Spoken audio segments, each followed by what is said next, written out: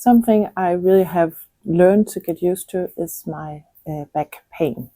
I've lived with that several years. I have 2 discolorations in my lower back, and that is, of course, influencing my life. When it's worst, I have a knife it feels like I have a knife in my lower back, but also down in my left leg. And it's especially in the morning that I feel most pain.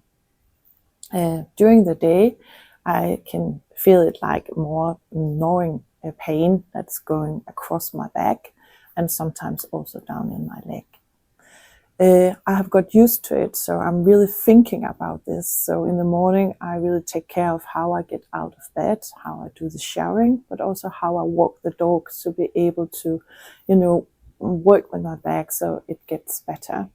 And during the day, I try to think about how I position myself. So I change my position quite often because standing in a queue can really kill me.